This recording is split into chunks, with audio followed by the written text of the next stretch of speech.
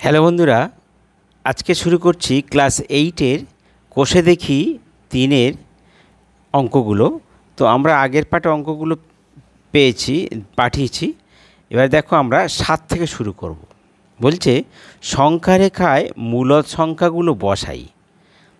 ঠিক আছে, তাহলে প্রথমে 1-এর 4, -3-এর 4, -2-এর 3, -6-এর 5, -8-এর 3। দেখো প্রথমে 7-এরটা প্রথমে দিচ্ছে 1-এর 4। তো এই 1-এর 4কে আমরা সংখ্যা রেখায় প্রকাশ করব। প্রথমে দেখো এটাকে যেহেতু প্লাস, তাহলে আমরা 0-র দিকেই যাই। এটা 0, এটা 1 +1, এটা +2, এটা হচ্ছে +3, আর ডান দিকে এটা প্লাস, আর বাম দিকে যেটা আসবে -1 -2। সবসময় 0 থেকে ডান দিকে যত যাবে বৃদ্ধি হবে, এবং বাম দিকে গেলে কম হবে। তাহলে এখানে দেখো 1-এর 4 মানে কি, 4 ভাগের 1 ভাগ। তার মানে 1-এর থেকে কম, তাহলে 0 থেকে 1-এর মধ্যে হবে। তো 0 থেকে 1-এর মধ্যে এই ঘরটাকে আমরা 4টে ভাগে ভাগ করো। তাহলে 4টে ভাগে যদি ভাগ করি, 1, এই 2, এই 3 আর এই 4, তাহলে 4 ভাগের 1 ভাগ। তাহলে এইটাই এই পয়েন্টটাই পাচ্ছে 1-এর 4। এটাকে আমরা পি নাম দিতে পারি। তাহলে আমরা বলতে পারি অতএব 1-এর 4কে সংখ্যা রেখায় স্থাপন করে পি বিন্দু পাওয়া গেল। এটা আমরা এভাবে বলতে পারি। এবার দেখো 7-এর দাগে আরেকটা -3-এর 4। তো -3-এর 4, তাহলে মাইনাসের দিকে, তাহলে আমরা 0টাকে এখানে 0 নিচ্ছি, এখানে +1, এখানে +2, আর বাড়বে এখানে -1, এটা -2, -3। আচ্ছা, যেহেতু 3-এর 4 1-এর থেকে কম, তাহলে 0 থেকে -1-এর মধ্যে চলে আসবে। তাহলে 3-এর 4 মানে কি, 4 ভাগের 3 ভাগ। তাহলে এখান থেকে আমরা 0 থেকে 1 ঘরকে 4টাকে ভাগ করো, তাহলে 1, 2, 3 আর এই 4। তাহলে 3-এর 4 মানে 4 ভাগের 3 ভাগ, অর্থাৎ 1 ভাগ, 2 ভাগ, 3 ভাগ। তাহলে এই বিন্দুটাই হলো -3-এর 4, -3-এর 4। একে আমরা কিউ বিন্দু নাম দিলাম। তাহলে কী বলে, অতএব -3-এর 4কে সংখ্যা রেখায় স্থাপন করে কিউ বিন্দু পাওয়া গেল।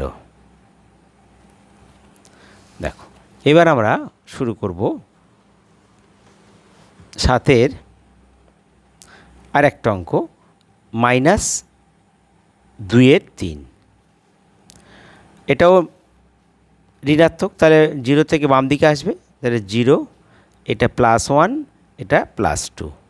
আর এদিকে দেখার দরকার নেই, আমার যেহেতু 2-এর 3 1-এর থেকে কম, তাহলে এটা হচ্ছে -1, -2, -3, এটা তীর চিহ্ন।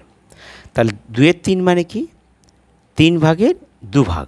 আমি এটা সংখ্যাটা 1-এর থেকে কম, তাহলে 0 থেকে 1-এর মধ্যে আসবে, তাহলে -1। তাহলে 0 থেকে -1 পর্যন্ত আমরা 3টে ভাগে ভাগ করব। তাহলে 1 ভাগ, 2 ভাগ আর 3 ভাগ। তো 3 ভাগের 2 ভাগ, তা 3 ভাগের 2 ভাগ, তার মানে এই পয়েন্টটা। তাহলে এইটি হচ্ছে -2-এর 3। তাহলে এটাকে আমরা পি নাম দিলাম। এটাকে, এই বিন্দুটাকে আমরা পি নাম দিলাম। তাহলে অতএব -2-এর 3কে সংখ্যা রেখায় স্থাপন করে পি বিন্দু পাওয়া গেল। ঠিক আছে। আচ্ছা, এবার দেখো ওই 7-এরই দাগে 6-এর 5। আগে 6-এর 5টা ভেঙে ফেলি, দেখি ওপর লব বড়, তাহলে 6কে 5 ভাগ করো, 5 একে 5, কত হচ্ছে 1, তাহলে 1 পূর্ণ 1-এর 5, তাহলে 6-এর 5 মানে 1 পূর্ণ 1-এর 5। তাহলে আমরা লাইন টাইনি সংখ্যা রেখা, যেহেতু প্লাসের দিক তাহলে এটা 0, এটা -1, এটা -2, এটা -3, এখানে এটা +1 +2 +3 +4। তাহলে দেখো 1 পূর্ণ 1-এর 5 মানে 1 পার হয়ে গিয়ে আরও 1-এর বেশি, অর্থাৎ 1 +1 থেকে 2-এর মধ্যে, এবং 1 পার হওয়ার পর 1-এর 5 মানে 1 থেকে 2-কে 5 ভাগ করে তার 1 ভাগ, তাহলে আমরা 5 ভাগ করি এটাকে, তাহলে 1 2 3 এই 4 আর এই 5, তাহলে 1 2 3 4 5, তাহলে 5 ভাগের 1 ভাগ, তার মানে এই পর্যন্ত, তাহলে পুরো 1 আসছে এই পর্যন্ত, আর 1-এর 5 এইটুকু, তাহলে এইটা হচ্ছে আমার তাহলে 6-এর 5, এই বিন্দুটাকে আমরা 6-এর 5, তাহলে এটাকে আমরা আর বিন্দু আর নাম দিলাম। অতএব 6-এর 5কে সংখ্যা রেখায় স্থাপন করে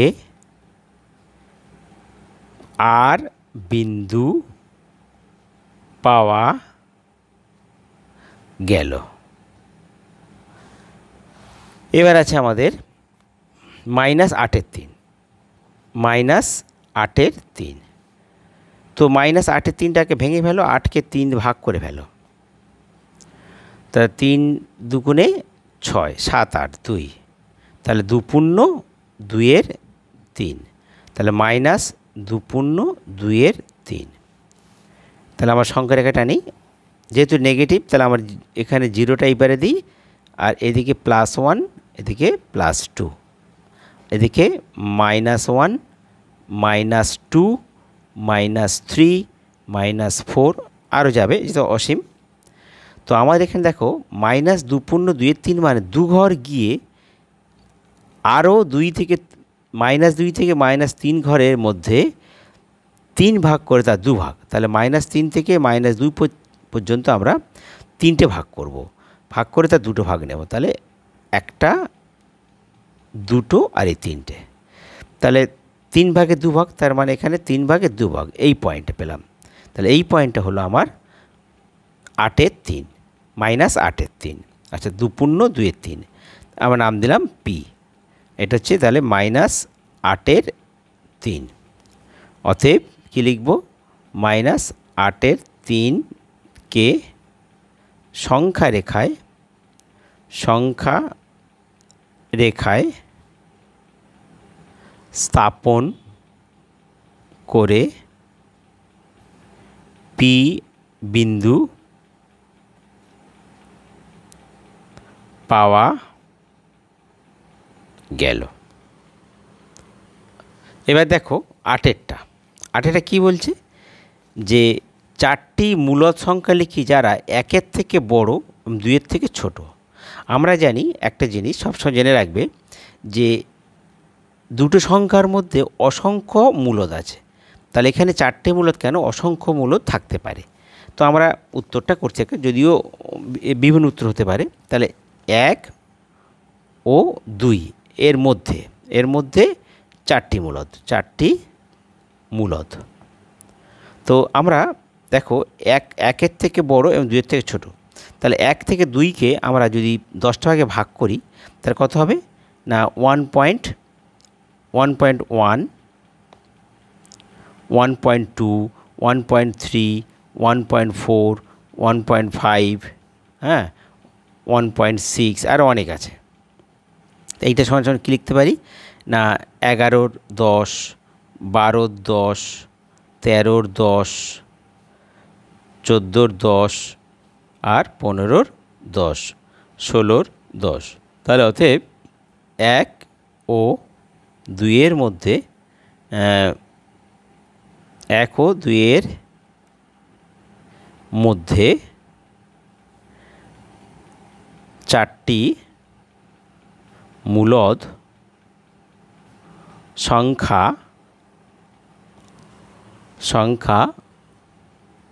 হলো কি না 11, 10, 12, 10, 13, 10, 14, 10, এই 4টি নিলাম, আরও অনেক হতে পারে। তাহলে এটাই উত্তর। বন্ধুরা, তোমাদের যদি ভিডিও ভালো লাগে তাহলে তোমরা সাবস্ক্রাইব করতে যেন ভুলো না, এবং তোমাদের সমস্যাগুলো তোমরা কমেন্ট বক্সে লিখে জানিয়ে দেবে।